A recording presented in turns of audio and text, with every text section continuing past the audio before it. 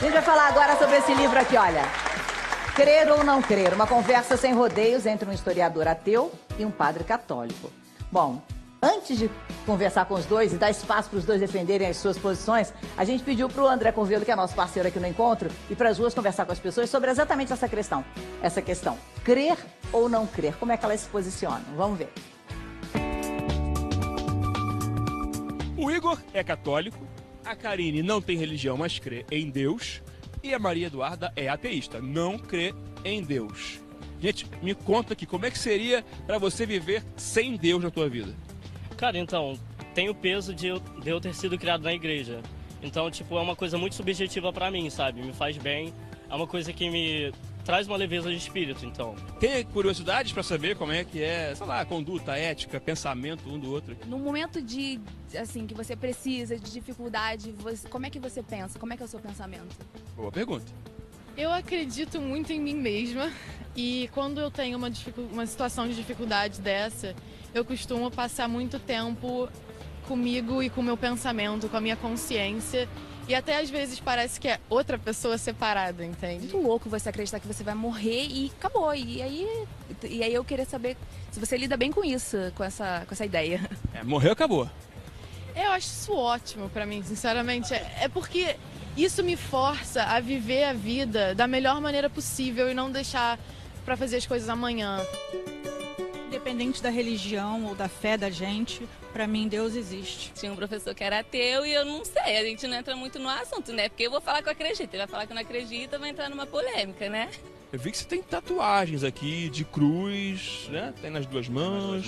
Tá no pescoço. Quem é Deus pra você? Deus pra mim é o Todo-Poderoso. Minha mãe, o médico disse no CTI que ela ia morrer, que eu chamasse os parentes, né?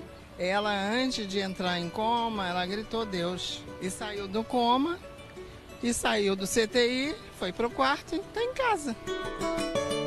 Eu acredito muito em Deus, mas não creio que tenha uma coisa que, entendeu, me faça... Eu não consigo ir numa igreja e ela me acolher do jeito que eu gostaria, entendeu?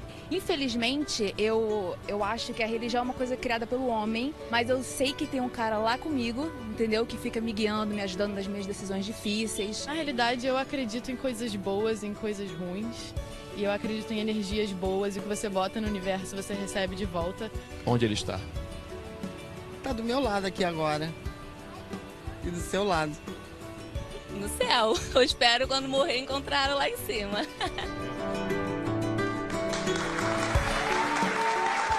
Bom, primeiro eu acho que vocês contrariam uma máxima que a gente cresce ouvindo, que é aquela história de que religião não se discute. Dá para discutir? Nós discutimos dentro dos limites do afeto e da ética, e eu acho que quando você está convicto de algumas coisas, o encontrar a diferença aprofunda a sua visão.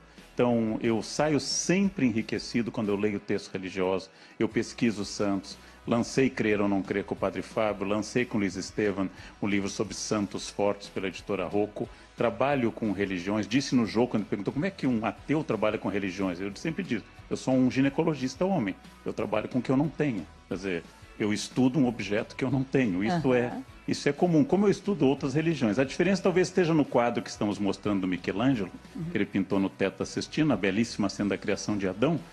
O religioso acredita da direita para a esquerda, ou seja, Deus criando o homem. E o ateu acredita da esquerda para a direita, ou seja, o homem criando Deus. Padre... É só uma questão de leitura de um lado ou para o outro, não?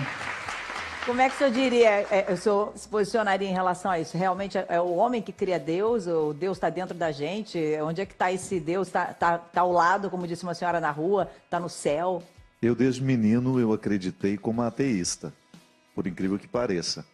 Que Deus mora em mim, que Ele é a minha instância que me faz refletir, que me faz pensar. Só que ela não crê nessa presença que lhe antecede.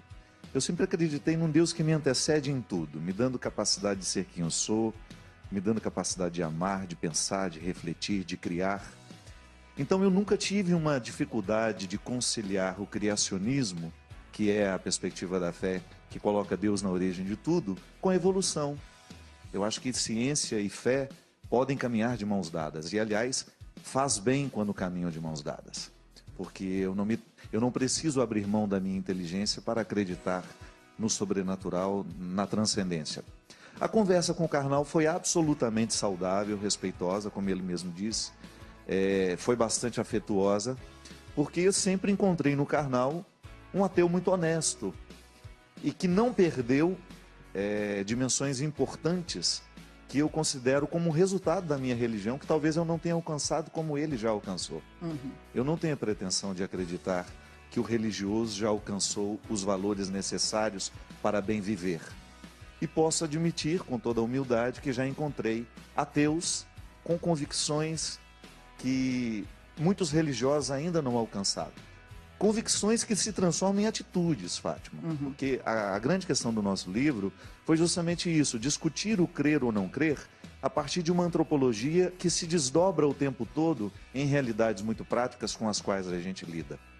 Então eu continuo acreditando em Deus e percebo muitas convergências com Karnal, que não acredita porque nós temos valores muito semelhantes, nós queremos valores muito semelhantes.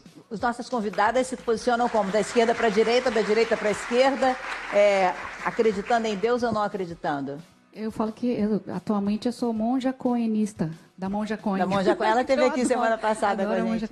Eu tenho uma mistura de, como vários brasileiros, de várias religiões na família. Então, assim, a família da minha mãe católica, da minha parte de pai budista. Então, eu acho que a gente tem que buscar o que tem de melhor, assim, e construir uma coisa que nos faça bem, né? Então, eu também sigo as leis de ação e reação. Eu e Fernanda, inclusive, já gravamos uma música do Padre Zezinho que fala sobre Jesus. E é uma mensagem que são ensinamentos universais. Exatamente, mas aí algumas pessoas falaram, mas você vai na igreja? Eu falei assim, já fui, mas não pratico hoje, mas eu adoro músicas e canções, principalmente as católicas, né, porque eu aprendi a violão, que tem uma mensagem positiva, que fazem o bem. Não necessariamente você precisa ficar com a bandeira o tempo todo, mas levar uma mensagem positiva através da música, né? E é engraçado isso, né? As pessoas me cobrarem. Não, mas então você tem que ir na igreja. Tem que se posicionar, né? Eu não sei, o que eu acho que é uma questão muito atual, né? A gente acreditar ou não acreditar, é que em nome da religião, né? E de várias religiões, existe uma intransigência do ser humano com o ser humano cada vez maior. Então, eu acho que essa questão é uma questão que me toca muito profundamente, independente da relação que eu possa ter de acreditar, não acreditar, né? Quer dizer, eu tenho uma relação muito sagrada com a vida. Agora, a questão de que, em nome dos dogmas, né, das religiões, das mais diversas, o ser humano se massacra, é que eu acho que é uma questão que tem que ser muito falada, muito alertada. Por que a verdade de um muçulmano tem que ser maior do que a do cristão? Por que a do budista? O que é isso? O que se faz em nome da religião é que é uma preocupação muito grande que eu acho que a gente tem que ter e pensar. Porque em nome dela, as maiores barbaridades são cometidas. Então, o que a gente tem que pensar? Em nome do cristianismo, por exemplo, né? Como que a gente pode chegar a uma intransigência tão grande em nome de uma pessoa, que seja que falou só de amor, de amar ao próximo, e em nome disso se desama tanto o próximo, se ataca tanto. Vocês chegam a essa discussão ali? Então, isso daí, para mim, são questões que são muito pungentes, muito importantes, né? A fé ou a não fé, né? E cada um vai lidar com isso da maneira que for mais, né, confortável, bacana para a sua vida, né? E para piorar a fala da Marieta, no sentido de tornar mais dura ainda, mata-se muito em nome de Deus, mas também se mata em nome do ateísmo. Pegar os 4 maiores tiranos do século XX, 2 eram de família católica, Mussolini e Hitler. E 2 eram ateus, Stalin e Mao Tse-tung. E mataram em nome da não religião do Estado. Porque eu acho que independente de Deus ou não Deus, o ser humano gosta de matar. Às vezes, em nome de Deus, contra Deus, na verdade eugênica, na verdade étnica, etc. O ser humano gosta de matar. Então essa é uma questão. O que eu não gosto da expressão ateia ou ateu, porque ela define você e não a mim. Como se eu perguntasse a Fátima, em que momento você se percebeu não chinesa? Houve algum momento na sua vida que você é não chinesa? Ou seja, estou tentando definir a Fátima por uma negação. E você sempre se sentiu não chinesa ou foi alguma decepção com a China que lhe fez? É o que me perguntam. Você teve uma decepção com Deus? Nenhuma. Nem com a Cuca, nem com o Boitatá. Não, mas nem talvez com o te Saci. perguntem Não isso tive com nenhuma. porque você, talvez, por ter sido criado numa família católica, por ter estudado num colégio católico, talvez tenha imaginado que você, num momento, foi católico e talvez tivesse aí uma mudança, né? Então, a pergunta é sempre pela negação, né? É pela negação. Na verdade, na minha experiência, tendo colegas religiosos, ateus, e tem uma outra categoria, o apateísta, aquele que é indiferente à religião. Ele não é ateu, mas ele é indiferente à religião. O religioso devoto, o religioso não praticante. A diferença ética entre eles e os ateus, ou todos, é muito irrelevante. É muito irrelevante a diferença ética a partir da crença das pessoas. Uma vez alguém me perguntou, como é que dá para ser ético sendo ateu? Eu disse, considerando a história das religiões, a pergunta seria o contrário. Como é que dá para ser religioso e ser ético? Considerando Inquisição, massacres. Como é que você consegue ser ético sendo religioso? Ou seja, como é que você consegue conviver com a diversidade? Essa é a pergunta. Essa é a grande pergunta. Como é que você consegue conviver com a diferença? Há pouco a Ju falou, eu gostava de rapazes e eles não gostavam de mim. Vamos entrevistar todas as jovens dessa linda plateia e ver se alguma delas, mesmo mais altas, tiveram algum rapaz que não gostou delas na escola. E se vocês forem honestas, sempre, 100%, em todos os casos. Mesmo quem tem 1,85 m foi rejeitado. Porque a rejeição é universal. E a dor da rejeição é universal, né? E a diferença é muito difícil para a gente conviver. Todos nós temos dificuldade em conviver com a diferença, né?